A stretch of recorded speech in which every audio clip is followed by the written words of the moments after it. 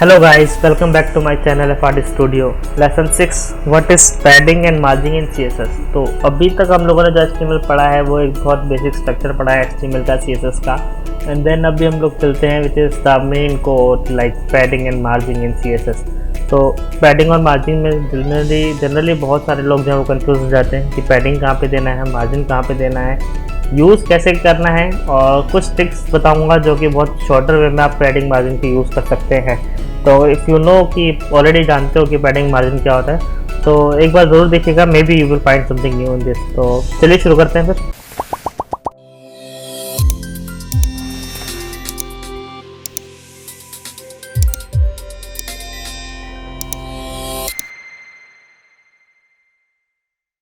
तो जैसे कि हम लोग हर लेसन की तरह अभी तक हम एक इंडेक्स की फाइल लेते हैं। तो ऑलरेडी बनाई हुई है इंडेक्स की फाइल मैंने, टाइटल है, बॉडी है और हेडिंग टैग है इसके अंदर।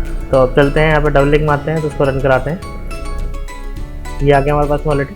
तो यहाँ पे चलते हैं हम लोग बेसिक अभी कलर में देते हैं, स्टाइल देते हैं यहाँ पे, इसमें देते हैं बैकग्राउंड कलर,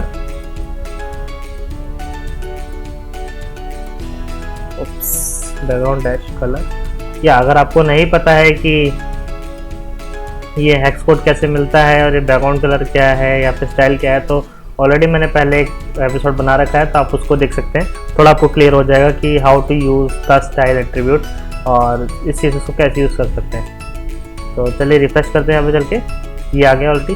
तो अभी हम लोग यहाँ पे एक पर्टिकुलर विड्थ दे देते हैं, जैसे सपोज 200 पिक्सल। रिफ्रेश करते हैं, आ गया।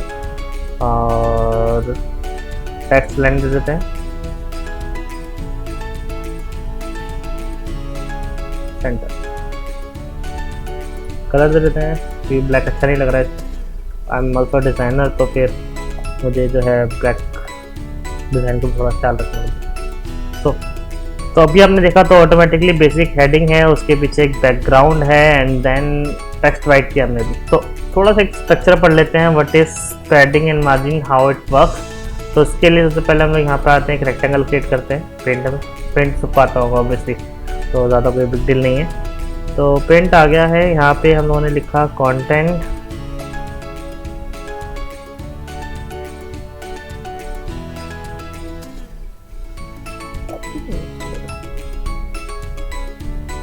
ठीक, मैंने थोड़ा बड़ा कर लेता है जैसे।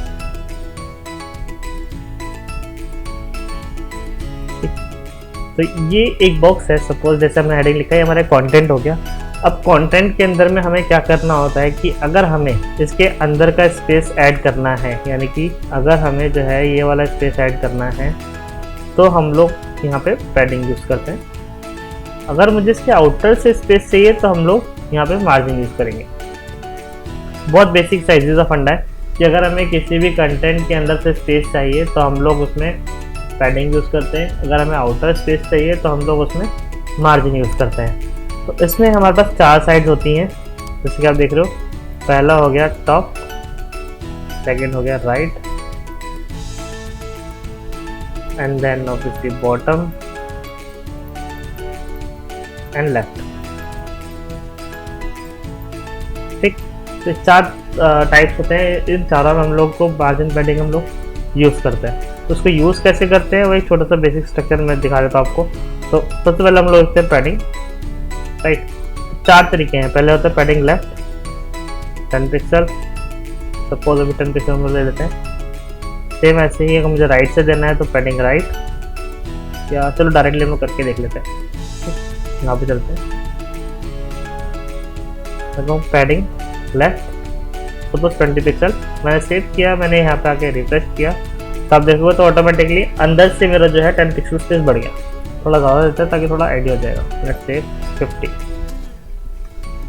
फिर अब मुझे अगर इतने स्पेस राइट से चाहिए तो मैं यहाँ पे दूंगा पैडिंग राइट 50 पिक्सल, ऑटोमेटिकली हो गया।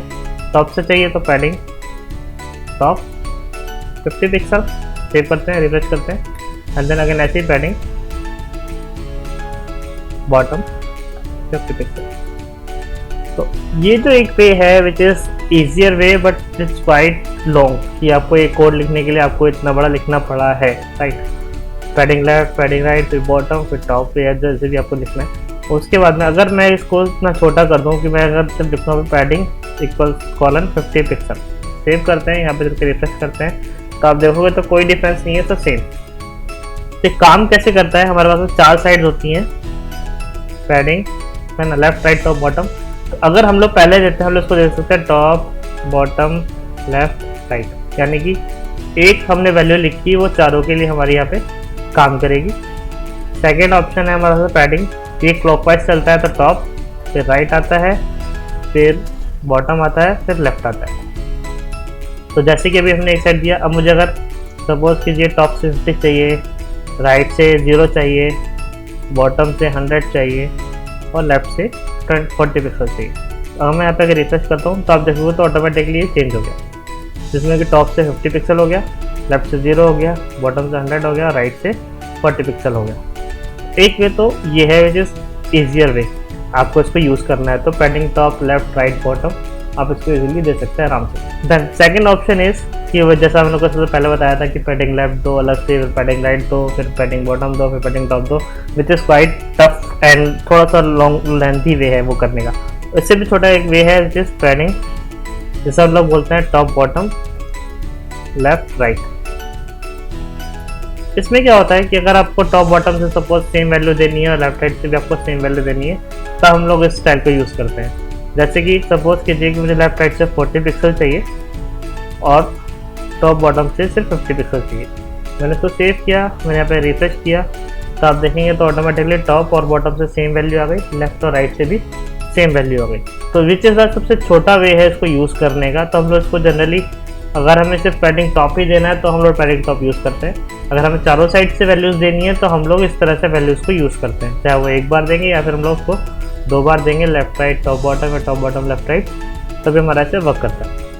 और अगर वैसे चलना है तो वैसे क्लॉकवाइज चलता है, पहले टॉप फिर राइट फिर बॉटम फिर लेफ्ट। सेम यही स्ट्रक्चर जो फॉलो होता है वो मार्जिन में भी होता है। जैसे कि हम लोग देते हैं मार्जिन, सपोज मैंने भी 20 पिक्सल दिया, तो अगर आप यहाँ पे आकर रिफ्रेश करेंगे तो आप देखोगे तो ऑटोमेटिकली चारों साइड से इसका स्पेस जो है वो 20 पिक्सल ऐड हो गया बाहर से।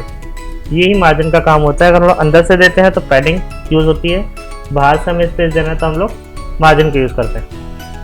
अगर मुझे सेम वही कि अगर टॉप से चाहिए राइट से तो कोई वैल्यू नहीं करेगा क्योंकि ऑलरेडी बहुत सारा स्पेस है, तो अभी के लिए हम 50 दे देते हैं। बॉटम से भी कोई वैल्यू नहीं करेगा, ऑलरेडी बॉटम में स्पेस है, राइट।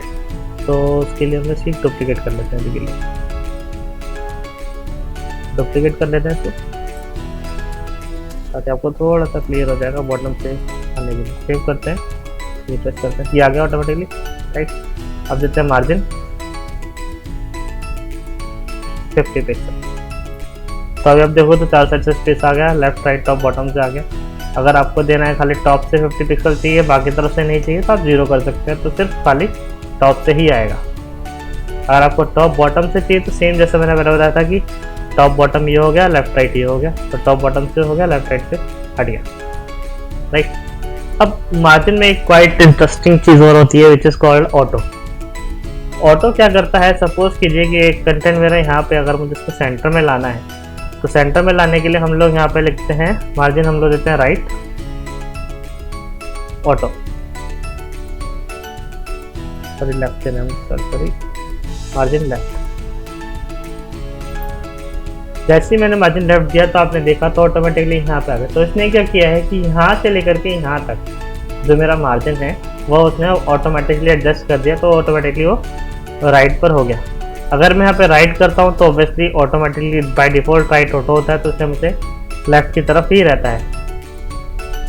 अगर मैं इसमें मार्जिन लेफ्ट और मार्जिन राइट ऑटो कर देता हूँ तो ये मेरा ऑटोमेटिकली सेंटर में आ जाता है। तो जैसे हम लोग आगे पढ़ेंगे कंटेनर्स एंड ऑल हम लोग यूज़ करते हैं, तो जब भी हमें किसी भी एक ब्लॉक ऑब्जेक्ट को, एक डिप को या हेडिंग को, किसी को भी हमें सेंटर में लाना होता है तो हम लोग मार्जिन ऑटो देते हैं लेफ्ट और राइट से। अब जैसे कि सपोज मुझे टॉप बॉटम से चाहिए 50 पिक्सल का मार्जिन, मुझे इसको लेफ्ट राइट से सेंटर में चाहिए या राइट में चाहिए, तो बॉटम हो गया, राइट से 0 हो गया, बॉटम से 50 पिक्सल हो गया, एंड देन लेफ्ट से हमने ऑटो कर दिया। लेफ्ट से ऑटो जैसे मैंने किया तो ऑटोमेटिकली ये उतना ही टॉप बॉटम से मार्जिन ले लिया है और लेफ्ट से ऑटो हो गया है। अगर मैं दोनों तरफ से इसको ऑटो कर देता हूँ विच इज़ लेफ्ट से भी ऑटो राइट से भी ऑटो, तो ऑटोमेटिकली मेरा जो कंटेंट है सेंटर में आ गया। तो अब चाहे तो आप इसको ऐसे भी लिख सकते हैं जैसे कि मैंने आपको बताया था, लेफ्ट और राइट मार्जिन ऑटो। तो आई होप आप लोगों को जो है डिफरेंस समझ में आ गया होगा, what is margin, what is padding. तो पैडिंग जो है अगर हमें इनर का स्पेस हमें चाहिए इंक्रीज़ करना है तो हम लोग पैडिंग यूज़ करते हैं, अगर हमें आउटर स्पेस इंक्रीज़ करना है या गैप देना है तो हम लोग उसमें मार्जिन यूज़ करते हैं। तो आज की क्लास के लिए सिर्फ इतना ही, हम लोग फिर नेक्स्ट क्लास में हम लोग यूज़ करेंगे कि how to use background images. I hope कि आपका जो डाउट है कुछ भी हो सब क्लियर हो गया होगा। अगर नहीं हुआ है तो प्लीज़ कमेंट डाउन बिलो, और मेरे इंस्टा या फेसबुक पे आप डायरेक्ट मैसेज करके भी पूछ सकते हैं। I hope I try to आपको जो है आपके क्वेश्चन का आंसर मैं दे पाऊँगा। एंड या अगर आपको वीडियो पसंद आए तो ऑब्वियसली इसको लाइक कीजिएगा, शेयर कीजिएगा and subscribe my channel, and या बेल आइकन को हिट करना ना भूलें ताकि मेरा जो जैसे ही नेक्स्ट वीडियो आएगा तो आपको उसका नोटिफिकेशन आ जाएगा। चलिए फिर मिलते हैं हम लोग नेक्स्ट लेसन में। Thank you.